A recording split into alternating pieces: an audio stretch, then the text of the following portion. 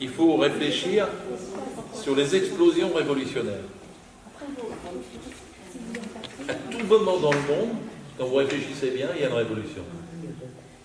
En ce moment, vous en avez une en Érythrée, au Soudan. Quelque temps, c'était en Tunisie ou en Égypte. Il y a tout le temps, quelque part, une révolution. C'est-à-dire que sur 190 pays de la planète, à peu près, presque 200, les sociétés, quand elles sont bloquées, se régulent comme un volcan. Il y a une crise sismique, et c'est les humains qui sont les acteurs de cette crise, et non pas les pierres. Je ne ferai pas le parallèle avec les pierres de Notre-Dame. Vous sentiez venir, vous étiez comme moi, c'est ça, non. Et donc, la définition d'une crise révolutionnaire, moi j'ai dit ça le 17 novembre, je l'ai écrit. L'apparition des Gilets jaunes était une crise pré-révolutionnaire. Pré-révolutionnaire, c'est la définition classique, c'est de dire ceux d'en bas ne veulent plus être gouvernés comme avant, ceux d'en haut ne peuvent plus gouverner comme avant, et ceux du milieu sont en train de basculer sur ceux d'en bas, ça va exploser. C'est la définition la plus sage, la plus générale et la plus sage d'une explosion révolutionnaire où on passe de la pré-révolution à la révolution. Alors on peut souvent avoir des crises révolutionnaires qui n'engendrent pas des révolutions. Mais 68 étant le cas typique. Bon. Là on a un bonhomme, Macron, qui s'est fait élire sur un livre qui s'appelle Révolution. N'oubliez jamais de le redire à ceux qui veulent vous dire oh, la révolution c'est mauvais. Ben, non, le président il a dit qu'il voulait la faire. Il fait tout le contraire. Voilà. Ah oui, c'est tout le contraire parce que moi j'ai bossé sur le. J'ai fait un livre, mais là je vous l'aurais amené, mais il est épuisé. Voilà, mon éditeur est satisfait, il s'appelait Macron, la classe sociale, et là il faut qu'il réapprovisionne et tout. Et je n'ai plus. Donc, on a dû en vendre, je suis content parce que pour les livres comme ça, c'est une voie 8, il m'a dit 8600 l'autre jour, pour les essais politiques c'est énorme, hein, c'est pas. Et j'ai travaillé sur le bouquin Révolution de Macron. Alors, si vous voulez bien dire, Macron, il propose une société post-salariale. Bien écoutez. C'est la fin du salariat pour lui. Mais pourquoi parle-t-il de salariat? Les gens qui parlent de salariat, ils pensent que c'est parce que les gens sont exploités, tout ça. Lui, non. Il pense qu'il va libérer la production capitaliste du salariat, c'est-à-dire de tous les dogmes qui vont avec. Le statut, le code du travail, la médecine du travail, l'inspection du travail, les institutions représentatives du personnel, tout ça. Il veut libérer. Donc, il veut une société qui dépasse tout ça. Et vous n'avez qu'à regarder, c'est tout ce qu'il fait sauter. Hein, la médecine du travail a reculé de façon considérable, l'inspection du travail a été démantelée carrément, je peux vous en parler. Et les prud'hommes, je viens de le dire, le code du travail, il a fait passer les lois derrière tous les accords d'entreprise, ce qui est un recul terrible, hein, parce que dans le monde, il existe l'Organisation internationale du travail. L'ambition de l'OIT, c'est d'avoir un droit du travail universel. Et le mec est tellement réac qu'il vous fait du droit du travail entreprise par entreprise. Il démantèle celui du pays pour faire entreprise par entreprise. C'est dire la nature du recul que ça représente.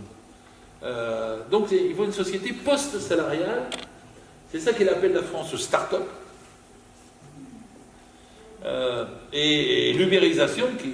Uber, alors, moi je prends toujours Uber, une fois on m'a sorti un jour à 23h30 d'un débat de BFM, on m'a mis dans un Uber, j'ai discuté avec le jeune homme qui était là, 25 ans. Je lui dis, vous travaillez pour combien d'heures aujourd'hui? Le gars me dit 20 heures. 20 heures aujourd'hui. Il me dit, oh, mais de toute façon, je tiens le coup. Ma mère m'a cousu 2 couvertures pour que je puisse dormir dans ma voiture quand j'ai besoin. Je lui dis, mais alors, qu'est-ce que vous faites avec 20 heures? Combien c'est dans la semaine? Oh, 17 semaines, 100 heures, 110 heures. Je lui dis, toutes les semaines? Ben, elle me dit, oui, je suis très embêté ce mois parce que j'ai eu un accident de carrosserie il y a 3 semaines. Et il faut que je rembourse. Je lui dis, mais vous avez demandé à Uber? Alors, elle me dit, oui, mais ils m'ont dit que c'était mon problème, la voiture. D'ailleurs, c'est pas ma voiture. Je dis, bah, vous ne l'avez pas acheté en leasing comme les autres? Elle me dit, ah non, parce que j'étais trop jeune et j'étais pas assez représentatif, ils n'ont pas voulu me donner une voiture. Donc c'est quelqu'un qui l'a acheté pour moi. Et dit, quel est le rapport avec quelqu'un? Bah, elle me dit, je lui donne 100 € par jour. Elle me dit, bon, d'accord. Et alors l'assurance? Bah, elle me dit, je suis jeune, 25 ans, et etc. C'est 350 €. par mois. Ah, je dis, bon, d'accord. Et alors après, je dis, vous payez les cotisations sociales? Elle me dit, ah non, pas ce mois-là, je peux pas. Parce que je rembourse ma carrosserie. Je dis, quand vous aurez payé vos 100 € par jour, 3 000 €, quand vous aurez payé vos essences, les frais de location, supplément, parce que c'est 100 €, il vous reste combien à la fin du mois? Elle me dit 1 200 € pour 110 heures par semaine. Et il n'a pas de contrat de travail. Et il n'aura rien cotisé. Il n'aura rien cotisé. C'est-à-dire que je suis allé à une manifestation, ils m'ont invité souvent. Je suis allé il y a un jour à la place de la Bastille, ils étaient 200 Uber en grève. Ils avaient amené toute leur bagnole, puis ils avaient mis le machin, puis on parlait à tour de rôle pour. C'est un meeting, protestation, quoi. Et surtout, on avait réussi à mettre 120 gars de Uber en même temps au prud'homme pour faire requalifier leur contrat de travail. Et ils se sont fait. Oui, mais ils ne sont pas requalifiés. Il n'y en a que quelques-uns qui ont été requalifiés. À Lyon et à Paris. Et il y a un des gars qui arrive affolé dans le meeting. Ils m'ont déconnecté. Je me fais expliquer. C'est-à-dire qu'ils avaient repéré que sa voiture il était un des leaders. Ils avaient repéré que sa voiture était sur le parking à Bastille, c'était facile, avec de la géolocalisation. Et il lui avait dit, vous êtes définitivement déconnecté. C'est-à-dire, c'était un licenciement. Il n'y avait pas d'autre forme de procédure. Vous savez, aux États-Unis, je ne sais pas si vous avez vu un film avec George Clooney, qui est rigolo, qui se présente comme une comédie, et qui s'appelle In the Air. George Clooney fait le rôle de licencieur. Et alors, il est tout le temps dans l'avion aux États-Unis, puis quand il atterrit, il licencie, c'est son boulot. Et le licenciement consistait à convoquer la personne, et vous lui dites, vous êtes licencié. Vous lui donnez un petit carton avec ses derniers crayons, son buvard, et vous le faites accompagner par 2 agents de sécurité qui le font sortir de l'entreprise, et il n'a plus juridiquement le droit d'y rentrer. Il ne peut pas parler à ses collègues. Ma fille qui regardait ça avec moi, elle me dit, non, c'est la vérité aux États-Unis. On n'en est pas le même, je suis désolée. Oui, mais nous, on est encore protégés. C'est comme l'histoire du droit européen par la Convention 158 de l'OIT, parce que c'est la meilleure. Elle n'a pas été signée par les Américains, ni par les Britanniques, mais elle a été signée par les Allemands, et presque la majorité des pays européens. Je ne suis pas capable de dire la liste. Mais la Convention 158, elle codifie le licenciement de 5 façons. Il doit être motivé, il doit être écrit. On peut avoir un recours dans l'entreprise face au licenciement, dans l'entreprise. CE, machin, enfin, il y a des votes. Quoi. Et, sinon, si on est expulsé, on peut saisir le tribunal, donc le prud'homme. C'est du droit international, c'est pas du droit. Et, je sais bien les différences avec la pratique, je dis seulement les droits de l'OIT. Et le dernier point qui est très important, c'est qu'on peut être réparé intégralement du préjudice subi. Mais quand c'est dehors, c'est dehors.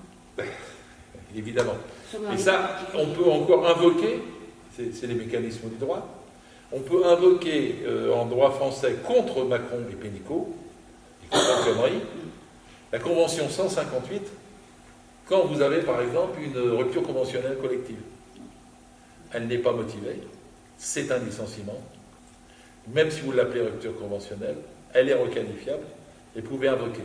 Sauf que pour invoquer du droit international, vous en avez pour 5 ans.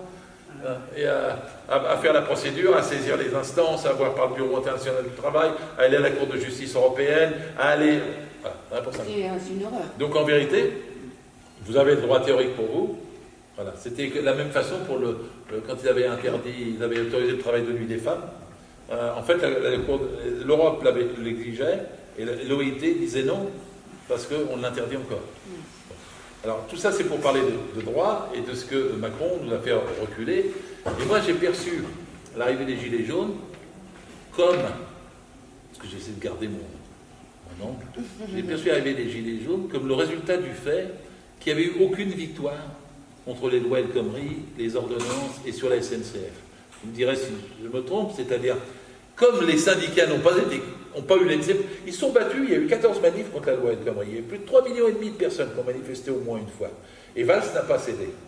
C'est la première fois, en gros, des exceptions, quand même, que les gouvernements ne négociaient pas.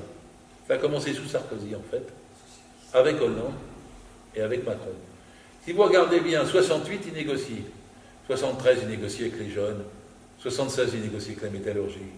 86, Malik Oussekine, il retire de Vaquet. 94, le CIP, il retire. 89 décembre 95, il négocie la moitié du plan Juppé. 2006, le CPE, il retire. C'est-à-dire vous avez une période de 50 ans où quand même, quand il y a un mouvement social, ils font des demi-reculs, ils reviennent à la charge. Ouais. Enfin, ils négocient. Et sous Sarkozy, sur la question des retraites en 2010, il ne négocie rien. Et là, Valls ne négocie rien. Le plus brutal, et c'est lui qui met en place les techniques de répression, c'est-à-dire la technique qui commençait à mentir sur la force de la manifestation. Parce que le plus gros mensonge a été le 14 juin 2016, qui a été la plus grosse manifestation contre la loi El Khomri. Il y avait 800 000 personnes à Paris. Et Valls a dit qu'il y en avait 80 000. Il est allé se mettre devant l'hôpital Necker. Et il a dit à l'époque, ils ont cassé l'hôpital. Il y avait 3 boss, on sait, par contre, on ne sait pas qui. Là. Et donc vous avez un Premier ministre en exercice qui va mentir en diminuant par 10 le chiffre de manifestants et en inventant une polémique contre un hôpital pour dénaturer le caractère de la manifestation. Et en fait, c'est ce qu'ils font depuis là. Voilà. Voilà, c'est ça. Pour isoler, et l'isolement consiste à dire, d'abord, oui, c'est vous les coupables, c'est vous les casseurs. Ensuite, on vous insulte de toutes les C'est manières. une technique d'entreprise, même. Ouais. Et ensuite, après, on vous isole du reste de la population, du point de vue des revendications et tout, de façon à... Voilà. Alors, pour gagner contre ça, il n'y a qu'une seule façon, de toute façon, dans les crises révolutionnaires, c'est pas la casse. On est minoritaire sur la casse. Alors, c'est très compliqué, l'histoire de la casse. Parce qu'il y a quelqu'un qui a écrit sur un mur, qui ne casse rien n'a rien. Alors, la vérité, c'est que quand il n'y a pas de casse, par exemple, je prends la manif du 19 mars, il y a 350 000 manifestants, ils font comme s'il n'y avait pas eu de manifestants. Voilà, point. Et ensuite, quand il y a la casse, il y a un dessin qui est très bien, qui circule sur Internet, où on voit une immense manifestation, puis à côté, il y a 3 mecs qui cassent une voiture, et toutes les caméras ne sont pas sur la manifestation, ils sont sur les 3 mecs qui cassent la voiture. C'est-à-dire, vous ne parlez pas de la revendication, des banderoles qu'il y a, du million de personnes qu'il y a là, vous avez la caméra là-dessus. On esquisse. Voilà. Alors, en même temps, vous êtes pris dans le double... On est tous pris dans le double truc. C'est-à-dire, on manifeste sans classe, ils n'en parlent pas. On casse, ils ne parlent que ça, mais pas pourquoi on a manifesté. Donc, la question, c'est comment l'alchimie surgit, comme en mai 68, où tout le monde descend d'un seul coup, parce que tout le monde se sent la cause commune, là. Et là, c'est des moments rares. Et là, c'est le salariat qu'il faut étudier. À mes yeux, pour répondre à la question. Le salariat, pour moi, il n'y a pas de classe moyenne en France, quand vous écoutez ça. D'ailleurs, écoutez, ils disent les classes moyennes, même maintenant. C'est des ignorants, parce qu'ils mettent un S. Combien il y en a? Combien il y en a? Qui peut les décrire? Dans mon vocabulaire à moi, il n'y a qu'un seul salariat.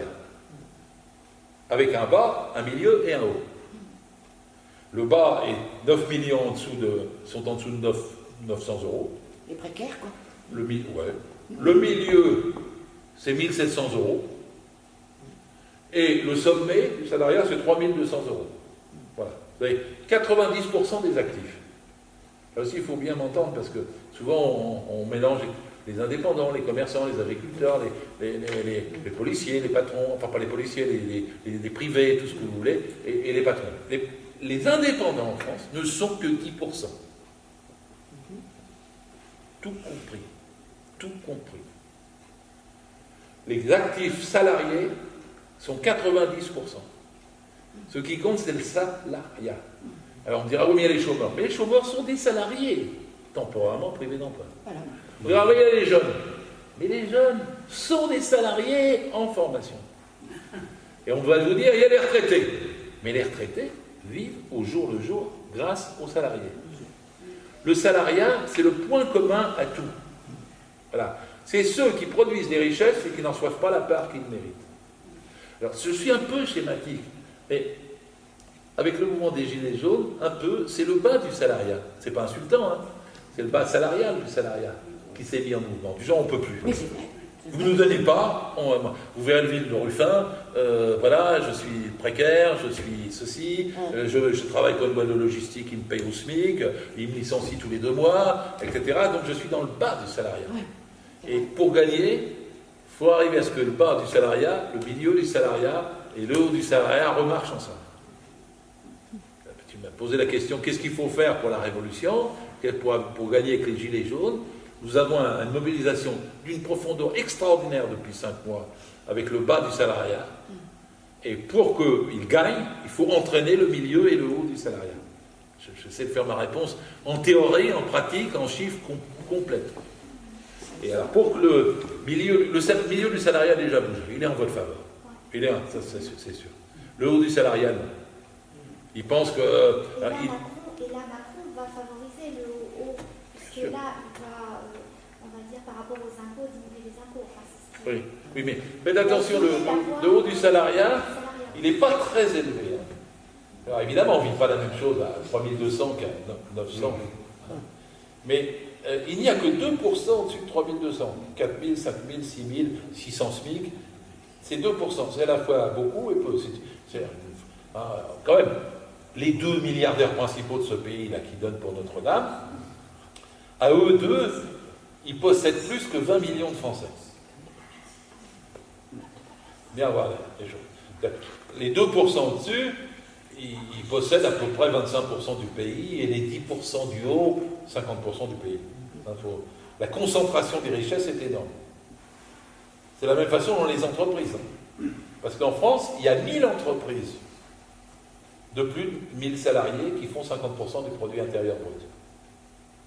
Il faut bien m'écouter aussi sur ce chiffre, si je me permets, parce que les chiffres...